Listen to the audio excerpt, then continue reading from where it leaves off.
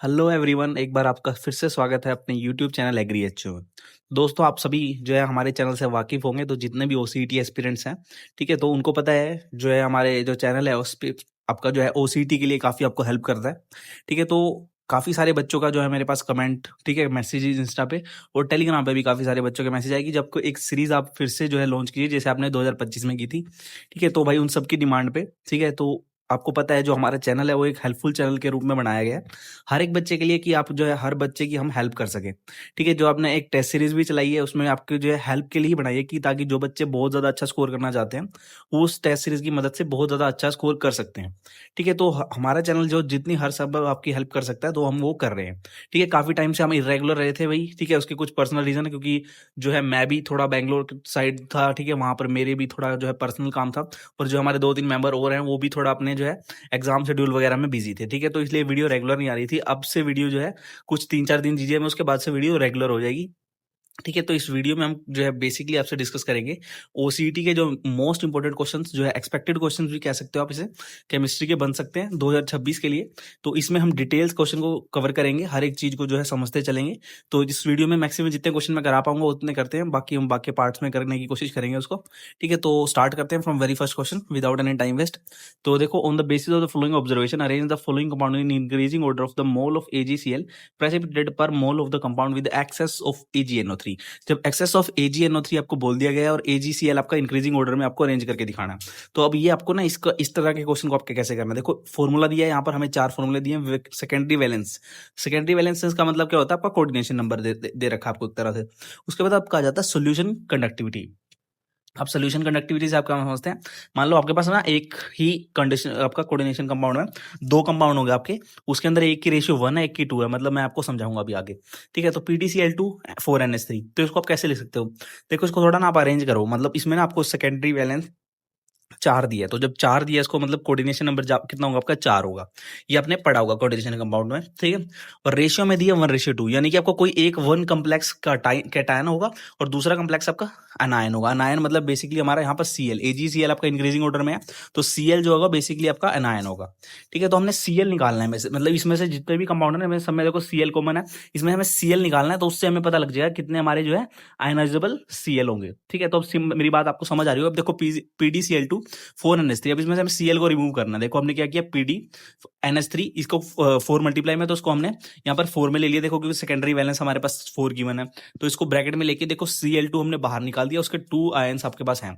अब देखो 1:2 में पूछा था, एक कंपाउंड 1 है, दूसरा कंपाउंड 2 है, बढ़ाना इलेक्ट्रोलाइट 1:2 में। ऐसे ही NiCl4 2K, देखो सिंपल हमने क्या किया आपका जो है K2 बना दिया, और NiCl4, ठीक है, हमने इसको दूसरे में ब्रैकेट ले लिया, क्योंकि इसमें हमें क्या बोला था, 2:1 बोला गया था, ठीक है। इसमें हमें जो है कैटायन की वैल्यू 2 दी गई थी और एनायन की 1 दी गई थी, इसलिए हमने इसको अंदर यहाँ पर ले लिया। उसके बाद आपको देखो, पहले कंपाउंड में आपके पास कितने जो है अपने क्लोरीन जो है फ्री फ्री हो गए। आपके आयनाइजेबल क्लोरीन कितने होंगे, 2 होंगे, देखो यहाँ पर आपने पीछे 2 लिखा है हमने। इस वाले सेकंड वाले में आपके कितने होंगे, फिर से 2 होंगे, देखो, ठीक है। सेकंड वाले में हमारे कितने होंगे, हमारे 2 नहीं 4 होंगे, देखो क्योंकि देखो इसके अंदर हमारे पास 4 है टोटल, देखो NiCl4 है, ठीक है। तो AgCl जो है हमारे टोटल मोल कितना होगा, 4 मोल AgCl होगा इसमें भी। उसके बाद हमारे थर्ड वाले में हमने सेम इसको अरेंज किया और हमारे पास लास्ट में एक Cl बचता है, तो कितने में तो हमारे आयनाइजेबल Cl हो जाएंगे आपके, 1 मोल AgCl हो जाएगा इसमें भी। और फोर्थ वाले के अंदर हमारे पास जो सिंपली इसको अरेंज करेंगे तो हमारे पास Cl3 बचते हैं लास्ट में। इसको अरेंज करने के बाद हमारे पास कितने मोल हो जाएंगे, 3 मोल AgCl। तो इस प्रकार से आपने इसको निकाल देना है, ठीक है। तो एक बार आपने निकाल लिया 3, इसका 1, तो इसको बस अरेंज कर देना है। तो इसको अरेंज करने के बाद आपकी जो है सी ऑप्शन सही बैठता है इसमें, CADB, यानी कि देखो सबसे पहले आपका ये COCl3, क्योंकि इसमें जो है आपका इसको इसको आप अरेंज कर लेंगे इस हिसाब से, ठीक है। तो इसका करेक्ट ऑर्डर आपका इंक्रीजिंग ऑर्डर में, मतलब इंक्रीजिंग ऑर्डर छोटे से बड़े तक आपको उसको अरेंज करना है, तो इसमें थर्ड ऑप्शन हमारा करेक्ट बैठ जाता है, ठीक है। उसके बाद हम बढ़ते हैं आगे सेकंड क्वेश्चन की तरफ। तो सेकंड क्वेश्चन हमें कहता है the compound resistant to the oxidation is. देखो, अब ऑक्सीडेशन से रेजिस्टेंट की बात आती है, देखो जब आपको पता है सबसे ज्यादा रेजिस्टेंट हमारा कौन सा होता है, जब जो आपके टर्शरी अल्कोहल होते हैं, जब वो उसके अंदर अल्फा हाइड्रोजन की जो मात्रा होती है वो नहीं होती है, ठीक है। तो उसके अंदर क्या होता है, वो आपका ऑक्सीडेशन जो है रेजिस्टेंट हो जाता है, क्योंकि उसका जो कंपाउंड है वो बहुत हार्ड स्ट्रक्चर हो जाता है। देखो, अब कार्बोनिक एसिड आपका कोई जो है टर्शरी अल्कोहल नहीं है, तो और आपका देखो टर्शरी ब्यूटेनॉल आपका टर्शरी अल्कोहल बन गया, तो ये जो है आपका सबसे ज्यादा रेजिस्टेंट होगा ऑक्सीडेशन के, क्योंकि जो है आपके टर्सरी, यहाँ पर मैंने मेंशन भी किया, देखो tertiary alcohol lack alpha hydrogen and are most resistant to the oxidation, तो ये बात आपको याद रखनी है। ठीक है, उसके बाद हम बढ़ते हैं आगे। तो ये आपका एक न्यूमेरिकल है। अभी इस प्रकार के न्यूमेरिकल आपके एनसीईआरटी में गिवन है और इस प्रकार के क्वेश्चन ओसीटी में भी पूछे जाते हैं आपको। ठीक है, if the E naught cell of the given hypothetical cell reaction is 0.046 volt, तो यहाँ से हमें पता लगता है ई एप्सिलॉन नोट आपकी कितनी आ जाएगी, 0.046 वोल्ट, यानी वोल्टेज में है। वैल्यू ऑफ लोग के सी हमने निकालनी है इसमें फॉर द रिएक्शन 298 केल्विन पे। तो A plus two B is equal to A square plus two B. देखो सिंपल सा आपने क्या करना है इसमें, ई एप्सिलॉन नोट का फॉर्मूला आपको अगर पता होगा, आपने एनसीईआरटी में, आपको एनसीईआरटी में भी गिवन है क्वेश्चन, 0.0591 अपॉन में एन लोग के। ठीक है, अब हमें लोग केसी की वैल्यू निकालनी है। ठीक है, यहाँ पर लोग के जो आपने देख रहे हो इसको केसी बोलते, केसी भी बोलते हैं, हम लोग केसी की वैल्यू हमें निकालनी है। अब सिंपली देखो हमारे पास 0.051 है, ई नोट की वैल्यू आपको मैंने बताया अभी गिवन है आपकी 0.046। ठीक है, और एन की वैल्यू हमारी कितनी आएगी, 2। देखो 2 बी है ना, तो यहाँ पर हमारे 2 मोल यहाँ पर सीधे ट्रांसफर होंगे, तो 2 नीचे आ जाएगा हमारा। तो 2 इंटू एप्सिलॉन नॉट में 2 इंटू 0.04 अपॉन में आपका 0.051। लोग केसी का आंसर निकाला है हमने, लोग केसी वाले बाकी सारी चीजों को इधर करके सोल्व किया है, तो हमारा 1.55। ठीक है, लोग केसी की वैल्यू निकाली हमने, बाकी सारी वैल्यू को उधर ले गए हम। ठीक है, तो हमारा ए ऑप्शन जो है इसका सबसे करीब बैठता है 1.556, तो ये हमारा करेक्ट ऑप्शन हो जाता है। ठीक है, ऐसा क्वेश्चन बहुत इंपॉर्टेंट है। उसके बाद हम बढ़ते हैं आगे अगले क्वेश्चन की तरफ। Vitamin B 12 is the coordination compound of. अब जो हमारा विटामिन बी 12 होता है, ठीक है, वो कोऑर्डिनेशन कंपाउंड किसका होता है, आपके कोबाल्ट का। उसके बाद हम अगले क्वेश्चन की तरफ बढ़ते हैं। देखो wavelength of a light absorb, तो वेवलेंथ का क्वेश्चन आपसे कई बार पूछ सकते हैं। देखो वेवलेंथ का देखो, अब सिंपली ना आपका 535, ये आपको रेंज पता होगी कि आपकी जो रेंज होती है, एक विजिबल रेंज होती है, उसके अंडर जो आपका कलर लाई करता है। ठीक है, तो वो विजिबल रेंज आपको पता होगी, अपने याद भी किया होगा इसी तरीके से वीबगोर वगैरह से, तो वही आपको कई बार सिंपल से आपका बेसिक क्वेश्चन आ जाता है।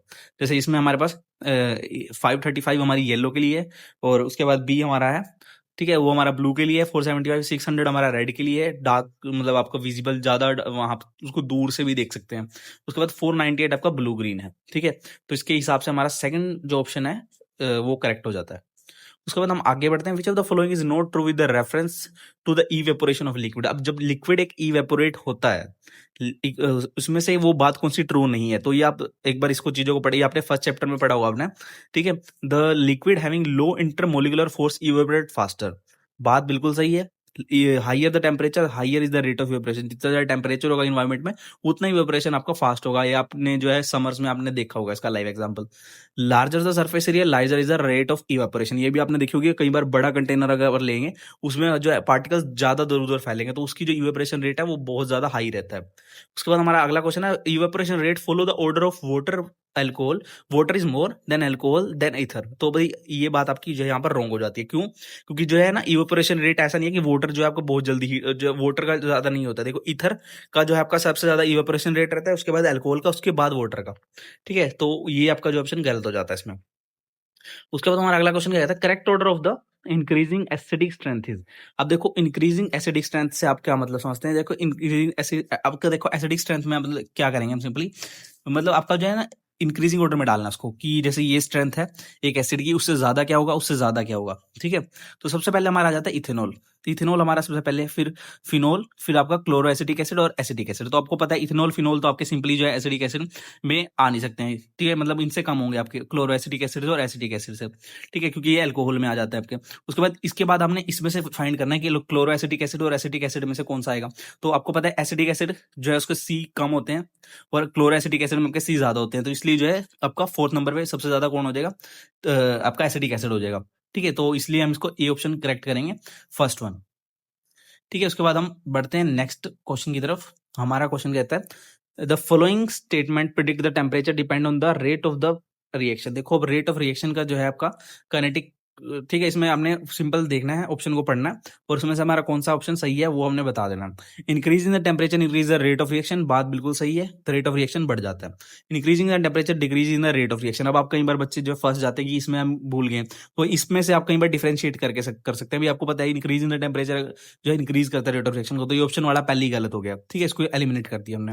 उसके बाद increase in the temperature by 10 degree double the rate reaction, बिल्कुल सही बात है। एनसीईआरटी में एज इट इज लाइन लिखी हुई है आपकी, आपको पढ़ी होगी आपने, ये सी ऑप्शन आपका करेक्ट हो जाएगा। उसके बाद डी ऑप्शन हमें कहता है increase in the temperature by 10 degree triples the rate of reaction, तो ये बात फिर से गलत हो गई। तो ए और सी हमारे इसमें सही है, फर्स्ट ऑप्शन हमने इसमें लगा दिया। ठीक है, उसके बाद हम बढ़ते हैं अगले क्वेश्चन की तरफ। अगला क्वेश्चन में कहता है, ये भी हमारा मैचेस टाइप क्वेश्चन है। ठीक है, देखो इसमें हमने सिंपली क्या करना है, मैच इट करके दिखाना है। देखो अब सबसे पहले आप इसमें देखेंगे फर्मेंटेशन ऑफ द ग्लूकोज, हमारे कौन रोल प्ले करता है उसमें, आपका जाइमेज। मिथेनॉल में, मिथेनॉल आपका क्या होता है, poisonous even in the small amount, तो भी मिथेनॉल को हम अवॉइड करते हैं कहीं भी, मतलब कि कंटेमिनेशन ना हो उसका। उसके बाद इथेनॉल का होता है आपका सोलवेंट इन पेंट इंडस्ट्री के रूप में यूज किया जाता है। और फर्मेंटेशन ऑफ सुक्रोज आपको पता होगा इन्वर्टेज का उसमें इस यूज होता है। तो इसमें सेकंड ऑप्शन आपका इसमें करेक्ट बैठता है। फर्स्ट का जाइमेस, ठीक है, बी का आपका third poisonous even the small amount, तो इसको आप मैच करके सेकंड ऑप्शन लगा सकते हैं। उसके बाद हमारा अगला क्वेश्चन है CuSO4 is colourless but CuSO4 5H2O is blue in colour. तो कई बार आपने देखो CSO4 देखा होगा, जब वो ड्राई फॉर्म में होता है ना, ड्राई फॉर्म में नहीं होता वो एक्चुअली, वो अगर आप देखोगे एक पाउडरी फॉर्म होती है, वो ना ब्लू कलर का दिखता है। ठीक है, आपने कभी ये 10th क्लास में शायद किया होगा, हमने किया था उसमें। तो क्या होता है, ब्लू कलर का वो दिखाई देता है, पर जैसे उसमें आप वाटर पार्टिकल निकाल दोगे तो वो कलरलेस दिखाई देगा। तो कभी लोग सोचते हैं कि ये ड्राई फॉर्म में है, ब्लू कलर का है, तो इसमें पानी कैसे हो सकता है, पर उस टाइम उसके अंदर वाटर मॉलिक्यूल प्रेजेंट होते हैं। तो इसमें से हमें ये बताना है which of the following statement is incorrect about the colour of CuSO4 5H2। तो इसमें से सिंपल आपने जब आपको ये बातें आगे 12th क्लास में बताओ लगी होंगी, जब आपके DD ट्रांजिशन के बारे में आपने पढ़ा होगा, क्रिस्टल फील्ड स्प्लिटिंग के बारे में पढ़ा होगा, तो ये चीज़ें आपको तब जाके क्लियर हुई होंगी। ठीक है, तो उसमें देखो ऑप्शन हमें दिए CuSO4 5H2 water act as a ligand. तो लीगेंड का काम करता है, बिल्कुल सही बात है। क्रिस्टल फील्ड स्प्लिटिंग इसमें होती है, बिल्कुल सही बात है। DD ट्रांजिशन की मैंने बात आपको कही, वो भी बिल्कुल सही बात है इसमें। पर इसके बाद थर्ड ऑप्शन हमारा इसमें रॉन्ग हो जाता है, क्योंकि इसमें लिखा है presence of the SO4 2 negative ion is the coordination sphere impart the colour of CuSO4 5H2। ऐसा इसमें कोई प्रोसेस होता ही नहीं है। ठीक है, कि CuSO4 आपका जो अलग हो रहा है उसका कोऑर्डिनेशन स्पेयर बना रहा है, तो उसमें ऐसा कोई पार्ट नहीं होता है। तो ये आपका जो ऑप्शन गलत हो जाएगा, थर्ड ऑप्शन। ठीक है, उसके बाद हमारा अगला क्वेश्चन आ जाता है which type of the amine produce N2 when treat with HONO। ठीक है, तो देखो सिंपल सा ना, कौन सा अमाइन प्रोड्यूस होगा, तो अब RNS2 हमारा जो है अमाइन है, और उसको हम HNO2 के साथ हमने रिएक्ट करा दिया। ठीक है, जब हम उसको रिएक्ट करा देंगे तो हमारा क्या बनेगा, आपका अब आपको बन जाएगा ROH + N2 + H2O। ठीक है, सिंपल सा आपका बन जाएगा। तो प्राइमरी अमीन आपका बन जाता है इसमें, ROH आपका सिंपली एक प्राइमरी अमीन है। ठीक है, ये आप रिएक्शन बना के भी दिखा सकते हैं। उसके बाद हमारा आ जाता है important question, reaction of the phenol with chloroform in the presence of sodium hydroxide give salicylic acid. ठीक है, इस रिएक्शन इज नोन एज, ठीक है, ये रेमर-टेमर रिएक्शन। तो भाई ये मैं 100% आपको इंपॉर्टेंट क्वेश्चन बता देता हूँ। ये क्वेश्चन का किसी ना किसी शिफ्ट में किसी ना किसी बच्चे के पास ये क्वेश्चन आना तय है। बहुत ज़्यादा इंपॉर्टेंट क्वेश्चन है, हर बार आपको, हर साल आपको देखने को मिलता है। ठीक है, इतना इंपॉर्टेंट क्वेश्चन है ये, चाहे आप बोर्ड्स में ले लो, चाहे आप CUT में ले लो, ठीक है, चाहे आप नीट में ले लो, बहुत ज़्यादा इंपॉर्टेंट क्वेश्चन है। रिमर टिमर और OCT के लिए भी बहुत ज़्यादा इंपॉर्टेंट है। ठीक है, तो रिमर टिमर रिएक्शन है, इसको अपने रिएक्शन को लिख के एक बार याद कर लेना कि इसका रिजल्ट जो है सैलिसिलिक एसिड बनता है, और इसमें क्या क्या जो है आपकी किस चीज़ की इन्वॉल्वमेंट है। ठीक है, उसके बाद हम बढ़ते हैं आगे। हमारा अगला क्वेश्चन में कहता है rate of the reaction order at a constant temperature. देखो अब एक फर्स्ट ऑर्डर रिएक्शन है, तो उसका जो कॉन्स्टेंट टेम्परेचर होता है, देखो अब क्या होता है, वो increase as the reaction produce पर आपका प्रोसीड करता है। तो उसके बाद सेकंड ऑप्शन में होता है decrease as the reaction proceed. तो अब सिंपली सी बात है, जैसे आपका जैसे कंसंट्रेशन डिक्रीज होगी तो आपका रेट जो है वो भी डिक्रीज हो जाएगा। ठीक है, क्योंकि आपका जो इसको आप कैसे लिखते हैं, rate is equal to K/A। तो इसलिए जो आपका सेकंड ऑप्शन इसमें जो है वो हमारा सही माना जाएगा। ठीक है, कांस्टेंट नहीं रहता है उसमें, और ना ही इंक्रीज और decrease as the reaction proceed. तो सेकंड ऑप्शन इसमें टिक लगा देंगे हम। उसके बाद हमारा अगला क्वेश्चन है, एक छोटा सा न्यूमेरिकल है, NCERT में गिवन आपका, how much current is need to pass for 1 second for depositing a metal with a mass equal to the double of its electrochemical equivalent. देखो अब इस रिएक्शन में हमने क्या करना है, आपका फैराडे लॉ का यूज़ करना है। फैराडे लॉ आपने पढ़ा होगा आपने। ठीक है, तो उसमें क्या होता है, आपका M = ZIT। ठीक है, तो ये आपका फॉर्मूला होता है फैराडे लॉ का। तो उसमें देखो आपने क्या करना है, आपको देखो M कितना हमें गिवन है, इसमें हमें डबल गिवन है, तो उसको हम क्या लिख लेंगे, 2Z लिख लेंगे। और उसका T हमें कितना, 1 सेकंड हमें T गिवन है इसमें। ठीक है, तो ZIT हमारा फॉर्मूला। तो इसमें देखो M हमने वैल्यू पुट की, 2Z वैल्यू पुट की, Z और I आपने निकालना है, एम्पियर करंट। ठीक है, Z आपने यहाँ पर सिंपल पुट किया, और टाइम हमारा 1 सेकंड है। तो यहाँ पर कितना बचेगा, 2Z = Z। ठीक है, ZI। तो अब I निकालना, तो Z को आप नीचे ले जाओगे तो Z से Z आपका कट हो जाएगा, तो I = 2A, यानी कि 2 एम्पियर। ठीक है, तो हमारा करेक्ट ऑप्शन इसके हिसाब से सेकंड बन जाता है। ठीक है, उसके बाद हम बढ़ते हैं नेक्स्ट क्वेश्चन की तरफ। अगला क्वेश्चन हमें कहता है which of the following represent the correct reduction reaction for Cu2 positive और Cu हाफ सेल। अब हाफ सेल में ये रिएक्शन इसमें से कौन सा जो है आपका सही होगा। तो देखो रिडक्शन का मतलब क्या होता है, हमारा गेन ऑफ इलेक्ट्रॉन। तो रिडक्शन से आप क्या समझोगे, क्योंकि गेन होगा इलेक्ट्रॉन्स का। तो इसमें से गेन ऑफ इलेक्ट्रॉन हमारा किस में हो रहा है, फर्स्ट वाले में हो रहा है। देखो 2+ आपका 2 कटाइन इधर इस साइड है, ठीक है, आपके लेफ्ट साइड। तो इसमें क्या हो रहा है, हमारा गेन ऑफ इलेक्ट्रॉन हो रहा है। तो जब इसका मतलब हमारा ए ऑप्शन इसमें करेक्ट हो जाएगा। ठीक है, उसके बाद हम बढ़ते हैं अगले क्वेश्चन की तरफ। First the order of kinetics of the S1 reaction. ठीक है, ऑर्डर ऑफ काइनेटिक्स अब इसमें देखो, अब सिंपल सा ही है हमारा। देखो जो हमारा फर्स्ट रिएक्शन होता है, ठीक है, उसमें क्या करता है, वो हमारा डिपेंड करता है सिर्फ वन स्पीसीज़ पे। ये बात इतनी आपको पता है। इसका आप कैसे लिखते हो, rate is equal to KRX। ठीक है, तो हमारा सिर्फ वन स्पीसीज पे जो है वो डिपेंड करता है। तो हमारा जिसमें जो order of kinetics of S1 reaction क्या होता है, हमेशा फर्स्ट रहता है।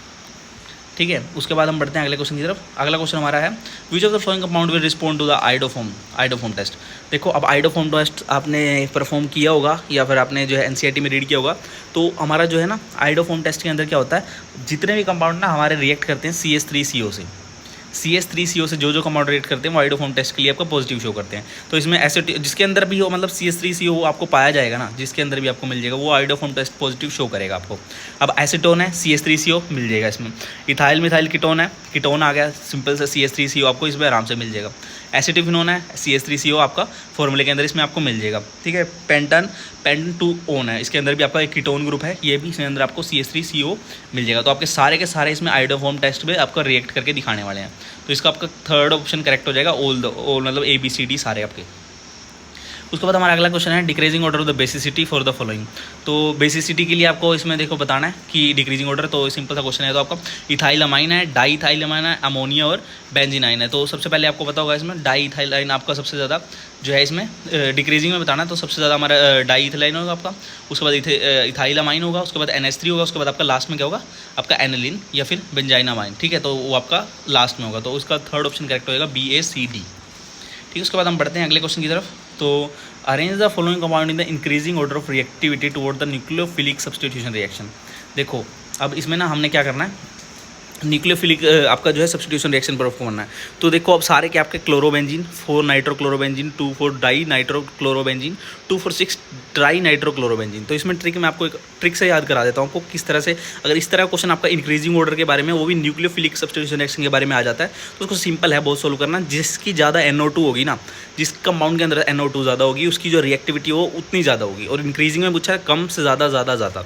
तो सबसे पहले आपकी देखो क्लोरोबेंजीन है, आपका क्लोरोबेंजीन की सबसे कम होगी क्योंकि उसके अंदर क्लोरीन है, बेंजीन के ऊपर क्लोरीन। उसके बाद 4 नाइट्रोक्लोरोबेंजीन, एक नाइट्रो है एक क्लोरो है। ठीक है, तो उसके अंदर उसकी थोड़ी सी बेसिक आपकी जो है इसकी रिएक्टिविटी और बढ़ेगी।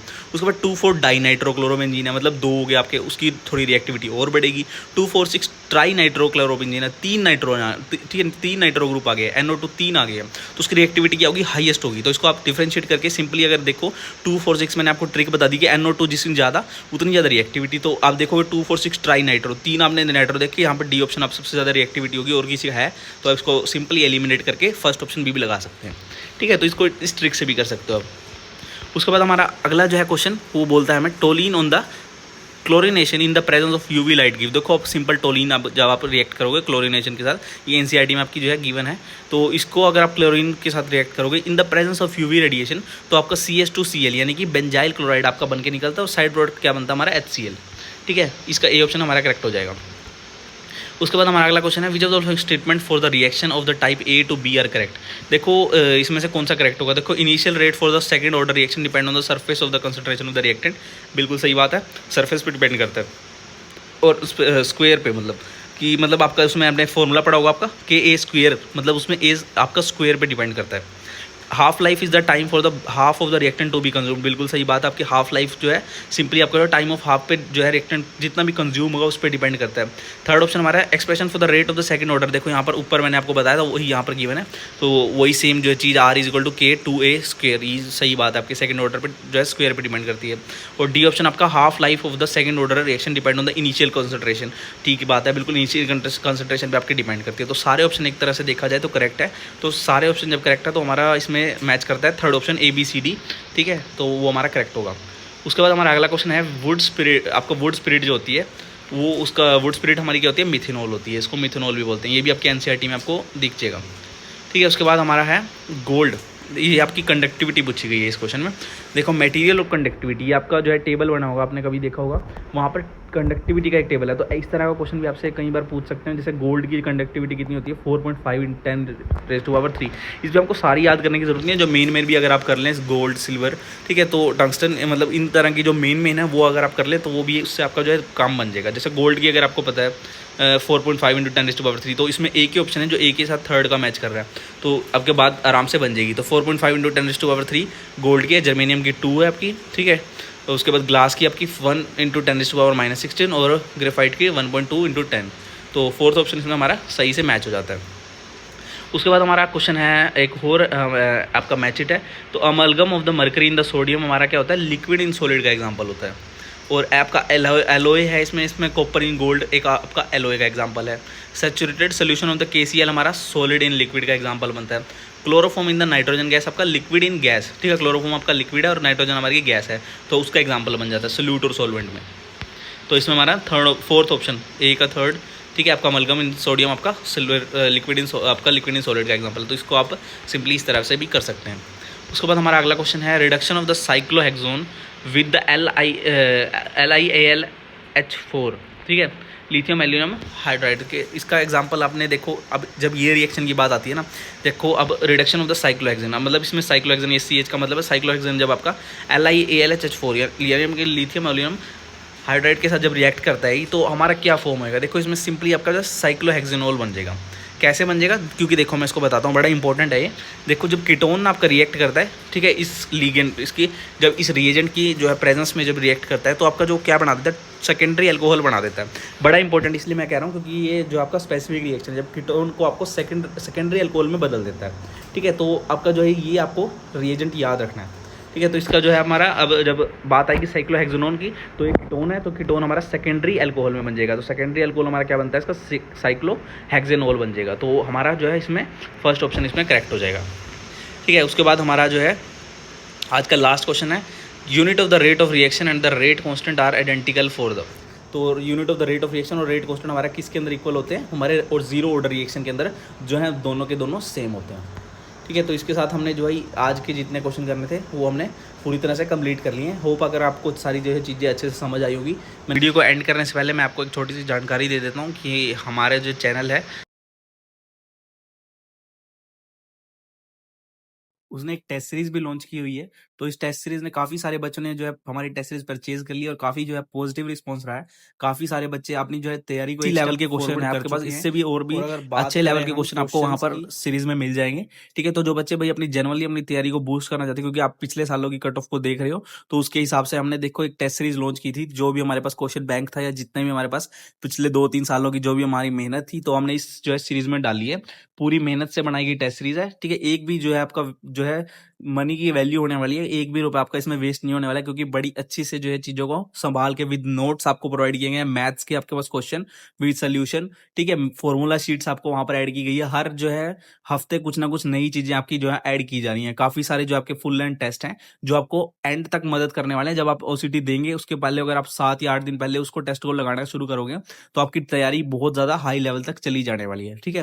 तो बहुत ही मिनिमल प्राइस में रखी गई ये चीजें, और अगर आप जो है चीजों को अच्छे से करेंगे, संभाल के करेंगे, समझ के करेंगे, और जो क्वेश्चन आपके गलत होंगे उनको अच्छे से लगाएंगे, तो आपकी जो डेफिनेटली आपका जो स्कोर है 50+ तक भी जा सकता है, ठीक है। तो बस ये सिंपल आपका जो तैयारी पे डिपेंड करता है कि किस तरह की तैयारी आप कर रहे हैं, ठीक है। तो मिलते हैं नई वीडियो में। आज की वीडियो के लिए इतना ही, ठीक है। जितने बच्चे इंटरेस्टेड हैं टेस्ट सीरीज के लिए, वो हमारा जो ऐप है एग्री कैपिटल, वहां पर जाके चेकआउट कर सकते हैं और उसको परचेज भी कर सकते हैं, ठीक है। फिर भी कोई अगर आपका डाउट रहता है तो टेलीग्राम चैनल पे आप हमें मैसेज करके अपना डाउट क्लियर कर सकते हैं, और हमारा जो है इंस्टा हैंडल भी आपको वहां पर कमेंट सेक्शन में पिन है, वहां से भी आप हमसे कॉन्टैक्ट कर सकते हैं, ठीक है। तो मिलते हैं कोई नई वीडियो में। आज की वीडियो के लिए इतना ही।